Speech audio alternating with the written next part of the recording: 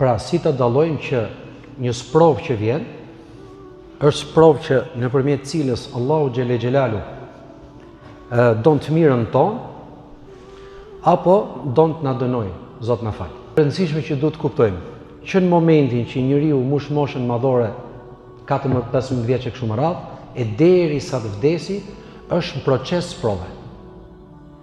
Pra nuk është se sprova erdhi takni, e kalu, dhe pastaj do na vi mas 2 javësh, ose mas 2 vjetësh, ose mas 3 vjetësh. Jo, ne jemi proces sprove. Allahu xhelle xhelalu në Kur'an thot: Elif Lam Mim, ahasiba an-nasu an yutraku an yaqulu amanna wa hum la yuftanun. A menduan njerëzit se do të lihen të lirë duke thënë ne besuam dhe ata nuk do sprovohen? Atëherë, sprova e vërtetë është sprova e besimit. Sa besimtar do jesh? Sa do mbash besimin? Si do mbash besimin? A do kesh vazhdimsi në besim dhe a do vdesësh me këtë besim? Kjo është sprova e vërtetë. Në surën Bekara, Allahu xhelle xhelalu na përmend që ne do ju sprovojmë juve bi shay'in min al-khawfi, me frikë, do ju çu frikën. Do ju sprovojmë me ushqime, me mirëqenie, pra me gjërat e dynjas, deri dhe el enfus. Enfus do thot antarët e familjes.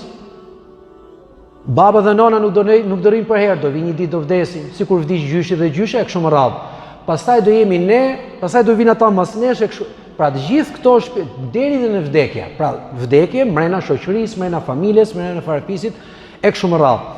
Dhe të gjitha këto sprova që janë përmendur në surën Bekara janë sprova të vogla që japin sinjalet dhe shenjat sa i përgatitur je ti për sprovën e madhe.